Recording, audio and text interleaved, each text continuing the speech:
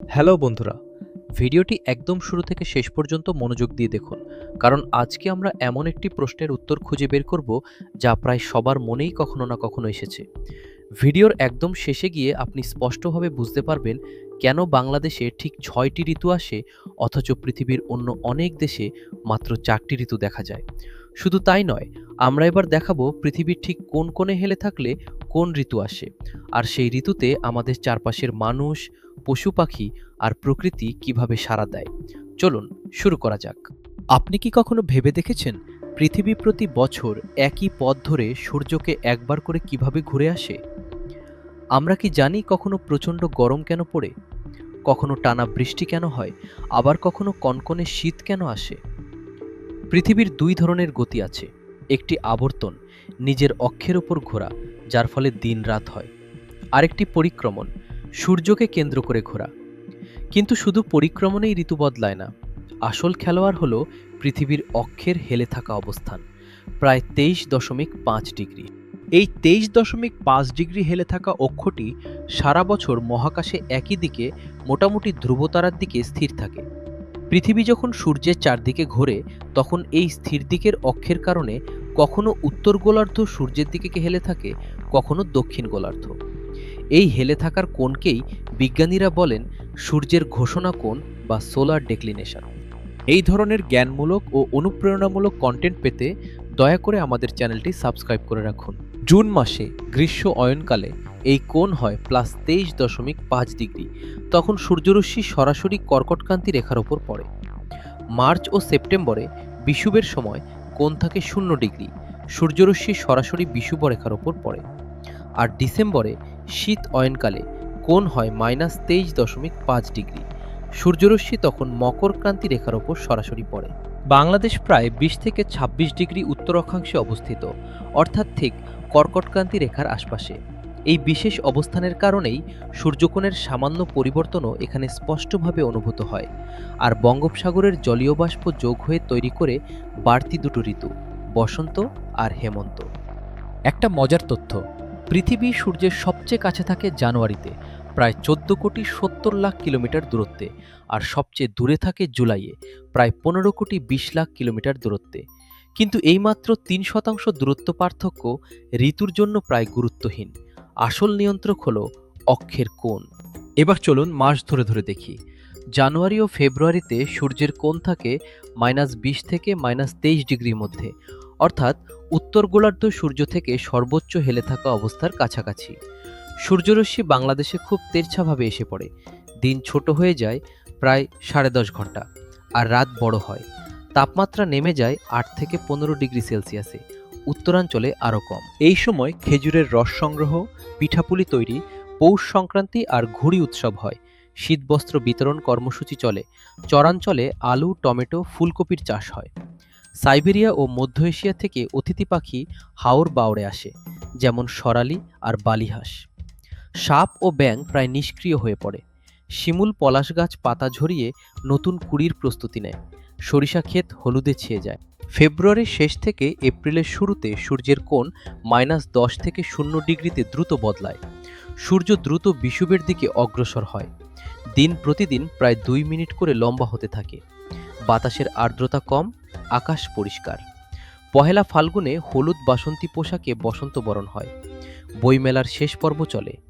আমের মুকুল দেখতে মানুষ গ্রামে যায়। ইরিবোরো ধানের পরিচর্যা চলে। কোকিলের ডাক শুরু হয়, প্রজাপতির সংখ্যা বাড়ে। মৌমাছি ফুলে ফুলে সক্রিয় হয়ে ওঠে। শিমুল, পলাশ, কৃষ্ণচূড়ায় রঙিন ফুল ফোটে। আম গাছে মুকুল আসে। শুকনো পাতা ঝরে, নতুন কচি পাতা গজায়। এপ্রিল ও মে মাসে সূর্যের কোণ ০ থেকে +১৫ ডিগ্রির দিকে দ্রুত উঠে যায়। জুনের অয়নকালের দিকে এগিয়ে চলে। সূর্যরশ্মি প্রায় লম্বভাবে পড়ে বলে ভূপৃষ্ঠ প্রচণ্ড উত্তপ্ত হয়। বাতাসে আর্দ্রতা কম, কিন্তু তাপ বেশি বলে কালবৈশাখী ঝড় তৈরি হয়। স্থলভাগের প্রবল উত্তাপে বাতাস দ্রুত ওপরে উঠে গিয়ে ঝড় বৃষ্টির জন্ম দেয়। পহেলা বৈশাখ ও মঙ্গল শোভাযাত্রা হয়। আম, কাঁঠাল, লিচুর বাজার বসে। তালপাতার হাতপাখা ব্যবহার হয়। দুপুরে কাজ কমিয়ে বিশ্রাম নেওয়ার সংস্কৃতি দেখা যায়। পাখিরা দুপুরে ছায়ায় আশ্রয় নেয়। গবাদি পশুকে জলাশয়ে গোসল করানো হয়। মশা মাছির উপদ্রব বাড়ে। আম, জাম, লিচু, কাঁঠাল পাকতে শুরু করে। ধানক্ষেত শুকিয়ে ফাটল ধরে যদি সেচ না দেওয়া হয়। জুন ও জুলাই মাসে সূর্যের কোণ +20 থেকে +23.5 ডিগ্রিতে পৌঁছায়। 21শে জুন হল গ্রীষ্ম অয়নকাল, বছরের সর্বোচ্চ কোণ। উত্তর গোলার্ধ তখন সর্বোচ্চ মাত্রায় সূর্যের দিকে হেলে থাকে। স্থলভাগ প্রচণ্ড উত্তপ্ত হওয়ায় নিম্নচাপ তৈরি হয়, আর বঙ্গোপসাগর থেকে আর্দ্র মৌসুমি বাতাস প্রবল বেগে দেশের ভেতরে ঢুকে ভারী বৃষ্টিপাত ঘটায়। আমন ধানের চারা রোপণ হয়, নৌকাবাইচ আর রথযাত্রা হয়, ছাতা রেনকোট ব্যবহার শুরু হয়, বন্যাপ্রবণ এলাকায় ত্রাণ প্রস্তুতি চলে, ব্যাঙের ডাক ও প্রজনন বৃদ্ধি পায়, মাছ ডিম ছাড়ে, ইলিশের প্রজনন মৌসুম শুরু হয়, জোঁক ও শামুকের সংখ্যা বাড়ে, কদম ফুল ফোটে, ধানক্ষেত সবুজে ভরে ওঠে, শাপলা কচুরিপানার মতো জলজ উদ্ভিদ দ্রুত বেড়ে ওঠে। আগস্ট ও সেপ্টেম্বরে সূর্যের কোণ +10 থেকে 0 ডিগ্রির দিকে নেমে আসে। 22 বা 23শে সেপ্টেম্বর হলো শারদ বিষুব, তখন দিনরাত সমান হয়। মৌসুমি বায়ুর তীব্রতা কমতে থাকে, বৃষ্টি কমে আসে, আকাশ থেকে মেঘ সরে গিয়ে নীল আকাশে সাদা মেঘের ভেলা দেখা যায়।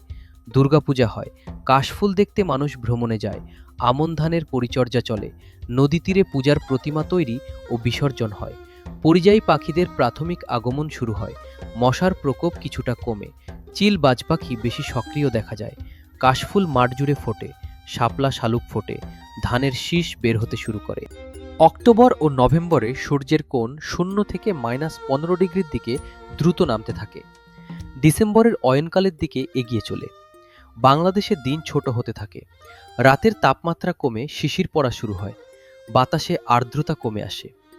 আমন ধান কাটা ও নবান্ন উৎসব হয়, পিঠা তৈরির প্রস্তুতি চলে, লেপ কাঁথা বের করা শুরু হয়, গ্রামীণ মেলা বসে, পরিযায়ী পাখির দল পুরোদমে আসতে শুরু করে হাওর অঞ্চলে, সাপ ব্যাঙ শীতঘুমের প্রস্তুতি নেয়, গবাদি পশুর খাদ্য হিসেবে খড় মজুত করা হয়, ধানের শীষ সোনালি রং ধারণ করে, সরিষা বোনা হয়, শিউলি ফুল ফোটে ভোরবেলায়।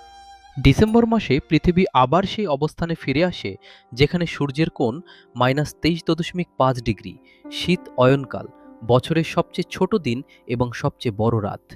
ফলে আবার শীত শুরু হয়, আর নতুন বছরের জানুয়ারি ফেব্রুয়ারিতে সেই শীত আরও স্পষ্টভাবে অনুভূত হয়। এরপর একই চক্র নতুন করে শুরু হয়। এবার আসল প্রশ্নে আসা যাক, পৃথিবীর অনেক দেশে 4টি ঋতু দেখা যায়, বাংলাদেশে কেন 6টি? এর পেছনে কাজ করে দুটো বিষয়ের মিলন: জ্যোতির্বৈজ্ঞানিক কোণ পরিবর্তন আর মৌসুমি জলবায়ু। ইউরোপ, উত্তর আমেরিকায় ঋতু নির্ধারিত হয় মূলত তাপমাত্রা দিয়ে, তাই সেখানে 4টি স্পষ্ট ভাগ। কিন্তু বাংলাদেশ কর্কটক্রান্তি রেখার কাছাকাছি হওয়ায়, বিশেষ করে কুষ্টিয়া অঞ্চল দিয়ে এই রেখা অতিক্রান্ত হওয়ায় সূর্যকোণের পরিবর্তন এখানে তীব্রভাবে অনুভূত হয়। আবার বঙ্গোপসাগরের নৈকট্যে বৃষ্টিপাত ও আর্দ্রতার তারতম্যও ঋতু নির্ধারণে বড় ভূমিকা রাখে। তাপমাত্রা আর বৃষ্টিপাত, এই দুই নিয়ামক মিলেই তৈরি হয় আমাদের বাড়তি দুটি ঋতু, বসন্ত ও হেমন্ত। মনে রাখা জরুরি, প্রকৃতিতে এই 6টি ঋতুর মধ্যে কোনো তীক্ষ্ণ রেখা নেই, একটি থেকে আরেকটিতে বদল হয় ধীরে, মিলেমিশে। বাংলা পঞ্জিকার এই 6 ভাগ মূলত কৃষি, ফসল আর সংস্কৃতির সঙ্গে মিলিয়ে তৈরি একটি সুন্দর ব্যবহারিক বিভাজন। দিন রাত হয় পৃথিবীর আবর্তনে, ঋতু বদলায় পৃথিবীর 23.5 ডিগ্রি হেলানো অক্ষ, আর সূর্যকে ঘিরে তার বার্ষিক পরিক্রমণের মিলিত খেলায়। এই মহাজাগতিক নাচই বাংলাদেশকে উপহার দেয় বছরে 6 বার রূপ বদলানোর সৌন্দর্য। প্রতিটি বদলের সঙ্গে জড়িয়ে থাকে আলাদা রং, গন্ধ, স্বাদ আর জীবনের ছন্দ। ভিডিওটি ভালো লাগলে লাইক দিন, কমেন্টে মতামত জানান, বন্ধুদের সঙ্গে শেয়ার করুন আর চ্যানেল সাবস্ক্রাইব করে রাখুন যাতে পরের ভিডিওগুলো সবার আগে পান।